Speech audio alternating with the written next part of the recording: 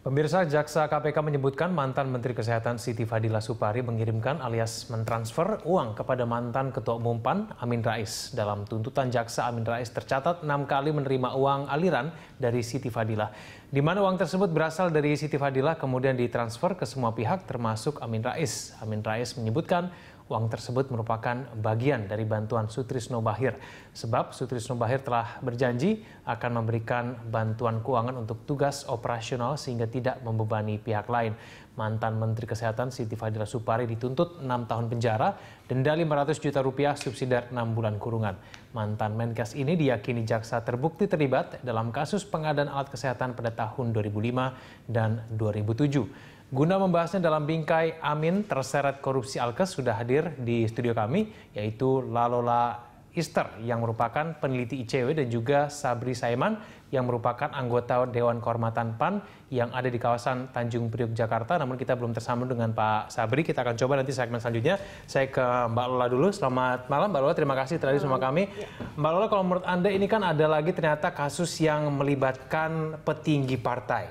Paling tidak ini dengan jelas menyebutkan Ketua Majelis Kehormatan Amin Rais begitu ya terlibat dalam Alkes gitu ya. Ini mungkin terlibatnya dalam bentuk adanya aliran keuangan. Pencermatan dari ICW seperti apa, Mbak? Iya, sebetulnya kalau misalnya jaksa sudah menyebutkan hal tersebut dalam persidangan, itu sebetulnya kan bisa dihitung sebagai sebuah fakta persidangan.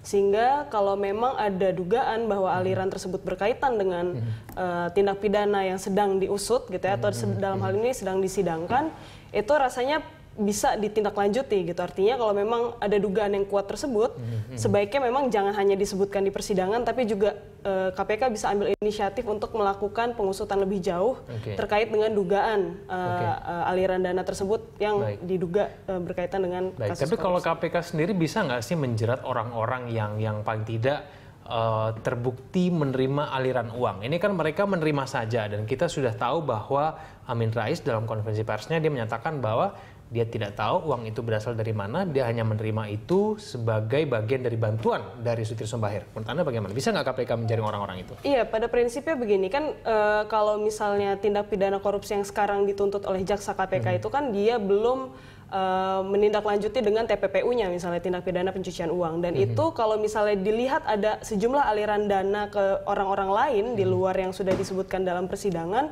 itu sepatutnya memang juga dicari lebih jauh gitu. Sehingga kami juga mendukung KPK agar kedepannya jika memang ada dugaan pencucian uang tersebut, orang-orang ini yang sudah menerima aliran dana itu bisa diusut lebih jauh gitu. Karena dalam Undang-Undang TPPU sendiri dalam pasal 5 ayat 1 itu dimungkinkan bagi orang yang menerima gitu ya. Jadi ini sebutannya TPPU pasif gitu. Jadi orang yang menerima dan orang tersebut patut menduga bahwa aliran dana itu terkait dengan sebuah tindak pidana, misalnya dalam hal ini korupsi, dan itu bisa dijerat gitu.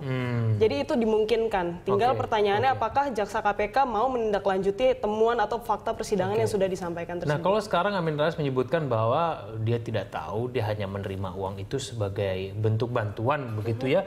Itu kira-kira alasan yang menurut Anda valid tidak? Ini wajar tidak ada orang menerima bantuan seorang ketua umum PAN pada waktu itu ya, dan kemudian menerima sejumlah uang yang mungkin cukup besar, 600 juta rupiah, begitu bagaimana menurut Anda? Nah itu jadi kembali lagi soal transfer. Jadi begini, kan yang perlu dipertanyakan apakah transfer tersebut patut gitu ya. Apa hubungannya transfer-transfer yang diterima oleh Amin Rais itu ketika itu konteksnya dengan posisinya sebagai ketua umum misalnya.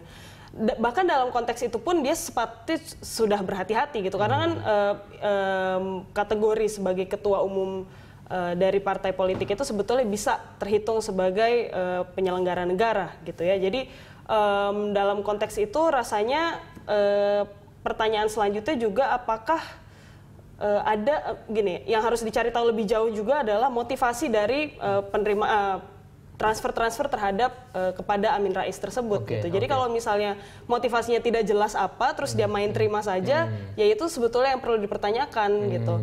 Karena pada intinya pasal 5 ayat 1 Undang-Undang TPPU sendiri itu sebetulnya tidak perlu mensyaratkan adanya ketahuan gitu ya. Jadi orang kalau alfa pun gitu, tapi dia diduga menerima aliran dana dari tindak pidana korupsi misalnya, itu bisa dijerat dengan TPPU pasif. Mbak Lola, sekarang kalau mendengarkan keterangan pers dari Amin Rais ya dan kemudian kita akan mencoba untuk menghubungi nanti anggota Majelis Kehormatan PAN sambil menunggu.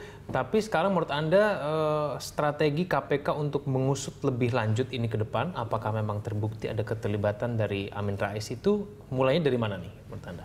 Iya kan ini kalau misalnya dari pembacaan tuntutan jaksa tadi kan bisa dilihat bahwa ini kaitannya dengan PT Indofarma sebagai salah satu perusahaan yang ditunjuk langsung oleh menteri ketika itu sehingga memenangkan pengadaan Alkes yang kemudian ternyata alirannya itu berkaitan dengan sampai ke Amin Rais gitu. Nah sebetulnya ini kan kaitan-kaitan ini semuanya nanti bisa dirangkai oleh jaksa dan rasanya ini sudah berkali-kali juga dilakukan dalam konteks misal pun kalau misalnya tidak mau pakai pasal TPPU gitu ya, sebetulnya sangat memungkinkan juga karena tadi ada tuntutan soal kerugian keuangan negara, kita masuk ke soal aset recovery atau pengembalian kerugian keuangan negara. Jadi siapapun pihak-pihak yang mendapat manfaat dari kerugian negara tersebut itu semua harus dikembalikan.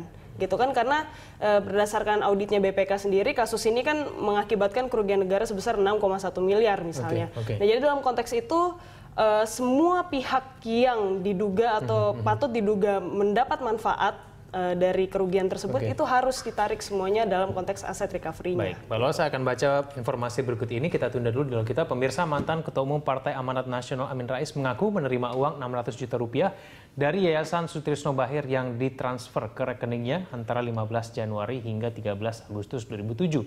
Sebelumnya, Jaksa Penuntut Umum KPK menyebutkan bahwa uang tersebut merupakan bagian dari keuntungan korupsi alat kesehatan yang melibatkan mantan Menkes Siti Fadila.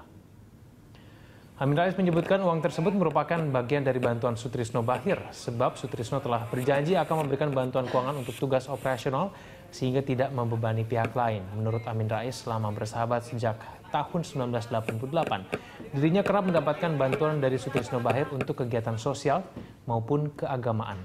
Amin menilai bahwa Sutrisno Bachir adalah tokoh yang sangat baik dan dermawan, sehingga bantuan dana operasional dari Sutrisno Bachir sebagai hal yang wajar. Terkait dengan berbagai tudingan kepada dirinya, Amin Rais akan menghadapinya dengan jujur, tegas, dan apa adanya.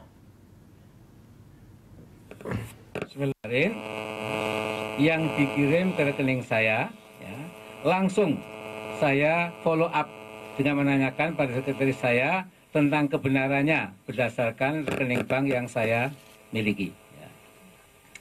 Nah, karena hal itu terjadi sudah 10 tahun yang lalu, saya segera merefresh memori saya.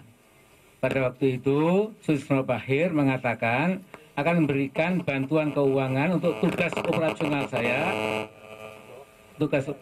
saya untuk semua kegiatan sehingga tidak membebani pihak lain.